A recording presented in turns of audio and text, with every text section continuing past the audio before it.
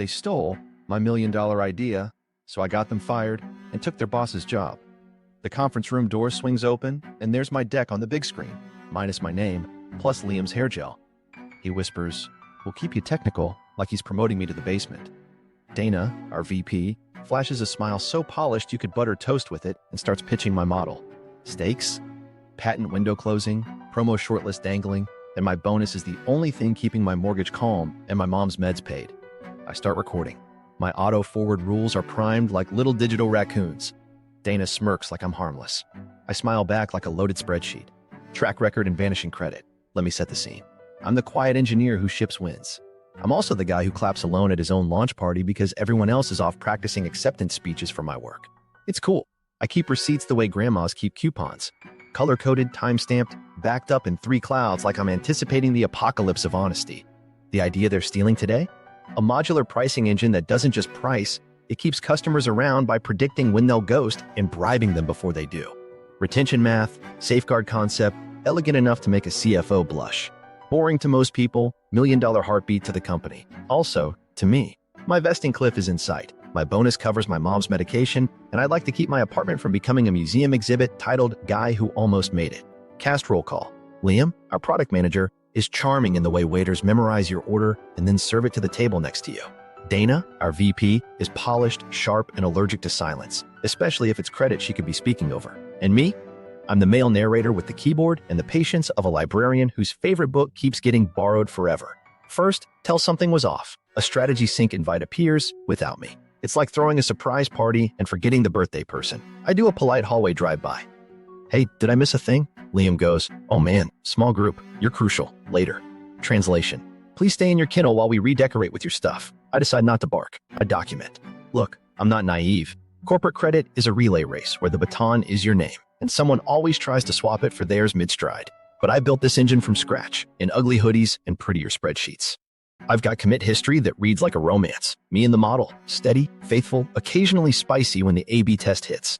I'm not losing the rights to my love story because Liam learned how to abbreviate TLDR. So I start laying the breadcrumbs. Version decks with hidden watermarks. A decoy metric only I would use. Screenshots of Slack threads where I explain the safeguard like I'm reading bedtime stories to insomniac executives. If they try to move my name into witness protection, I'll reintroduce myself to the whole building. My relationship at home? Tessa says I'm 2 heads down. She's in consulting, capital C, so she loves a deck more than me some days. I get it, but my brain is on a treadmill. Vesting, bonus, mom's meds, and a promotion shortlist where I can see the top but the rope is greased. If I get this win, I'm stable. If I don't, I'm a TED Talk titled How to Be Right and Still Lose. When I show the engine to Liam the first time, he actually says, "This is brilliant. We'll win big with this. I'll make sure you're front and center." That was the last time I believed in the tooth fairy of attribution. A week later, my draft turns into his vision, and my face turns into a screensaver. It's not even the money, though. Obviously, it is also the money. It's the principle. Engineers are basically raccoons with ethics. We like shiny things, but we also like rules.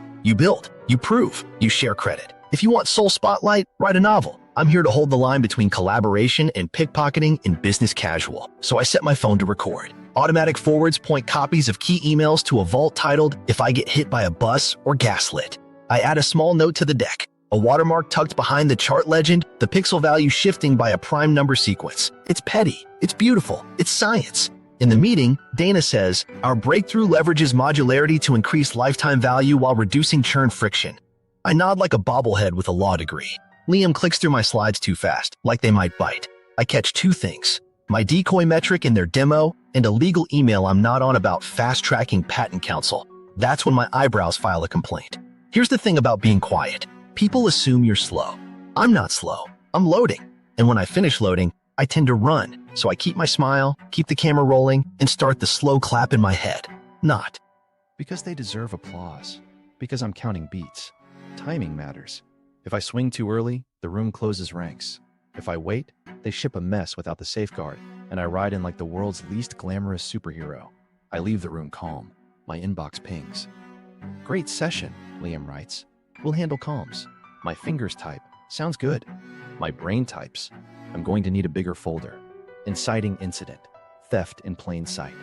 2 hours after the meeting, Liam slides into my cube like a mall kiosk worker with a flat iron.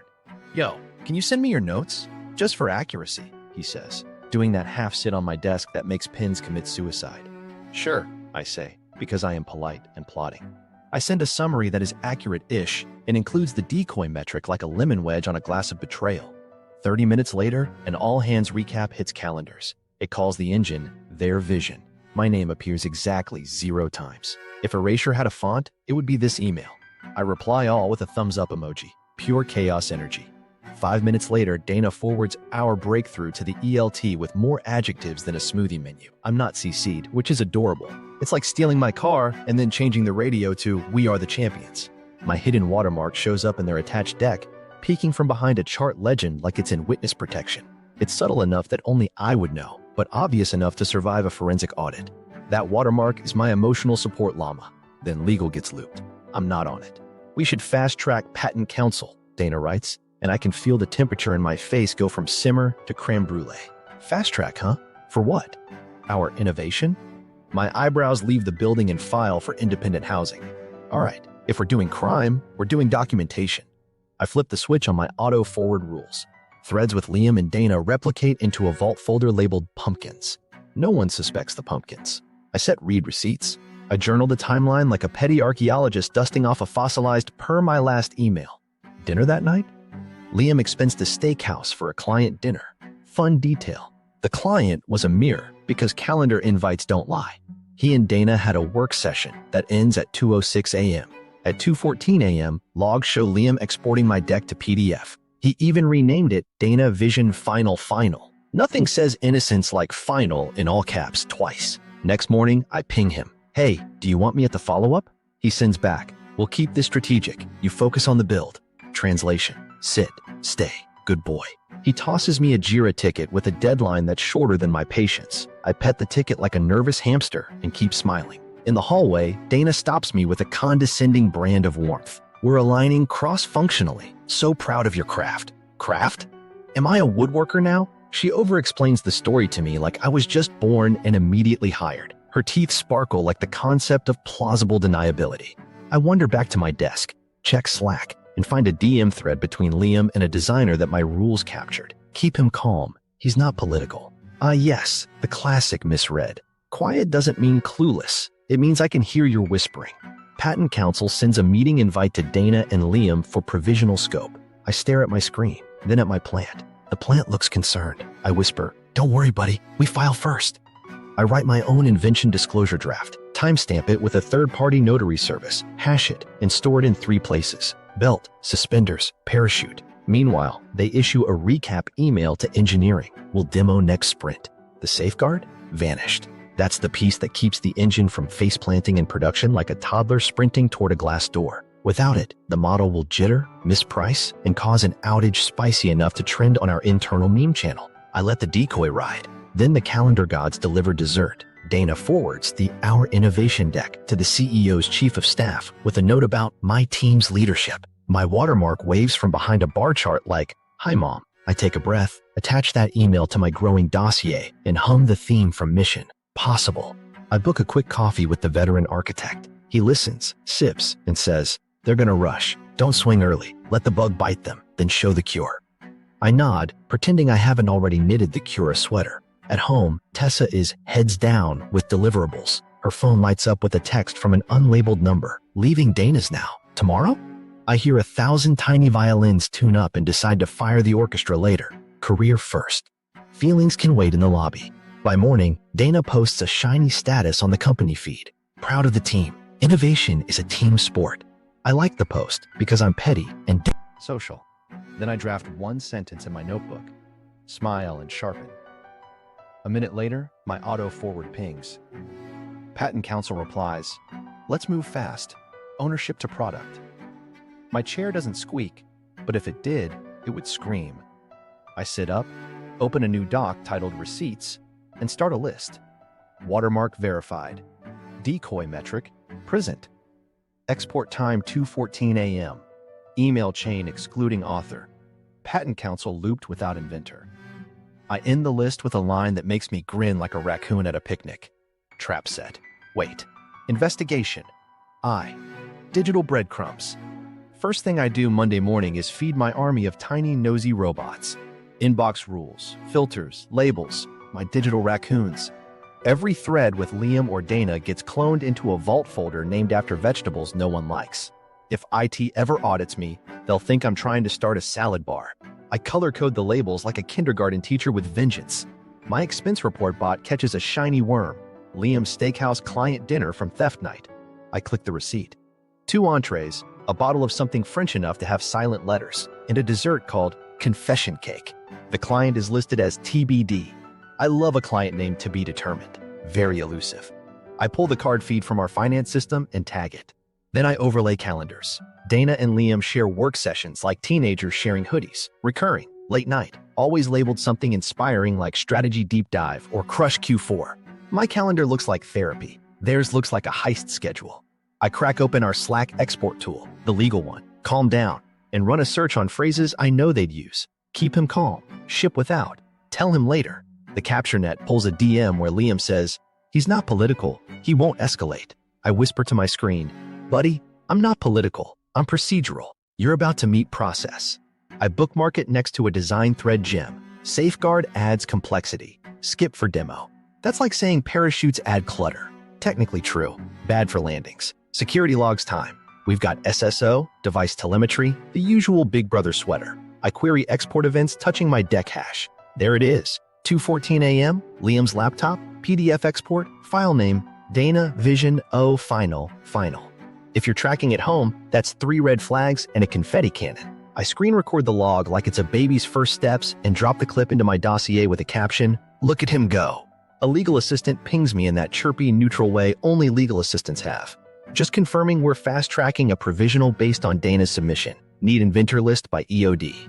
I ask, very casual, "What's the invention title?" She replies, "Modular elastic pricing with adaptive retention safeguards." I stare at the phrase, retention safeguards, like it owes me rent. I say, "Cool, love safeguards." She sends a smiley. That's my micro win. Not a confession, but a breadcrumb dipped in garlic butter. I widen the lens. Finance dashboards are my love language. I filter budget transfers over the last 2 quarters. Dana's unit shows a lively little conga line of funds moving from shared research pools into a sub-project called North Star Acceleration. The memo line says patent prep and demo collateral. Meanwhile, engineering's cost center, which, is where the actual build happens, shows air. It's the corporate version of someone buying a Ferrari with your credit card and then asking you to pay for gas. I ping my friend in finance who survives on black coffee and righteous numbers. She says, "Weird patterns. Who's asking?" I say, "Compliance might. Soon." She sends me a spreadsheet that looks like a smoking gun had a baby with a ledger. Rows of transfers, approvals at odd hours, same 2 approvers. Dana and a director who owes her favors like an ATM owes receipts. I flag the totals and write a sticky note for future me. Money talks, but here it's screaming. Then I do the calendar overlay trick I learned from an ex who was too good at puzzles.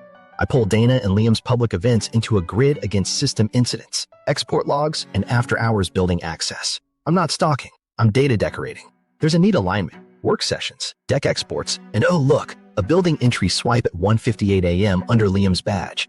Door camera thumbnails show only shoes, but those are Liam's Yeezys. The man has brand loyalty. I stitch it together in a timeline slide so clean a prosecutor could eat off it. As the door closes behind me, figuratively, I catch a whisper in the bullpen. Demo's Friday. My stomach does a cartwheel. My grin does too.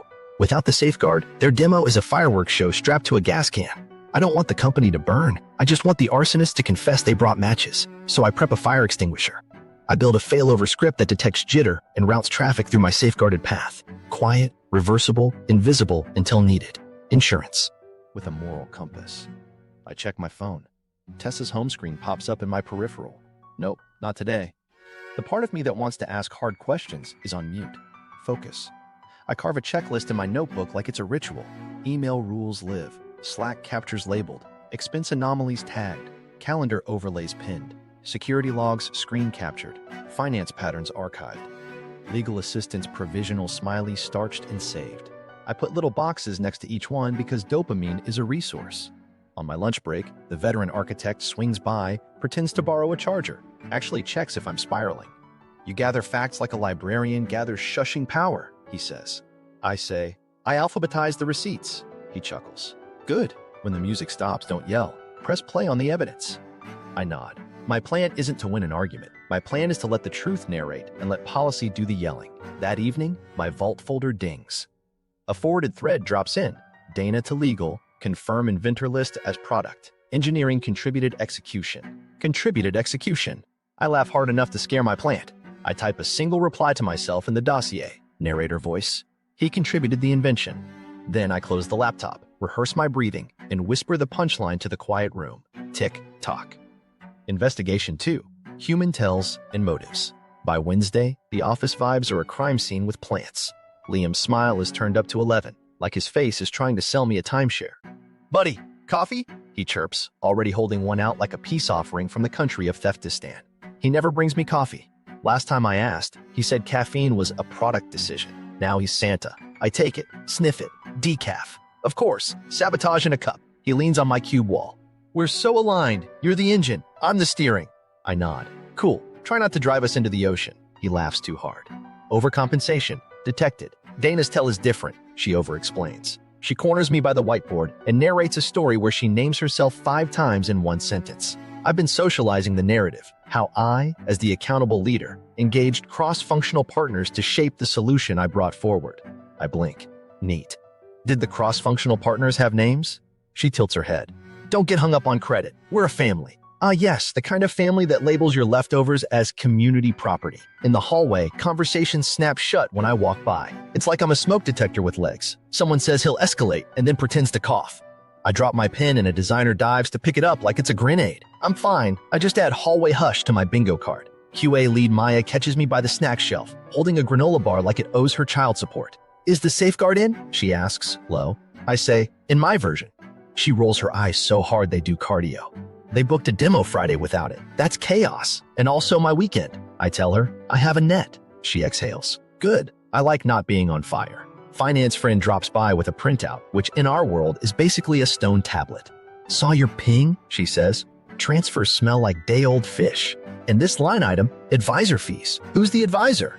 I shrug. Probably a mirror, she snorts. Or a friend. She taps a total. If anyone asks, I didn't give you this. But if compliance asks, I did. Hero. Then the veteran architect, as if summoned by sarcasm, sidles up, eyes twinkling like an old wizard who charges by the hour. You look like a man staring at a chessboard. I say, I'm trying to remember how the knight moves. He says, in L shapes, like your enemy's conscience. He lowers his voice. Don't swing early. I nod. I brought a timer. Liam's motives are practically laminated. He wants a fast track to director, and my engine is his rocket fuel. He tells people he's vision first, which is corporate for I babysit ideas until the adults show up. He loves being seen at the center of a circle, preferably a circle of applause. With Dana as his sponsor, he thinks he's bulletproof. He's wearing Teflon and vibes.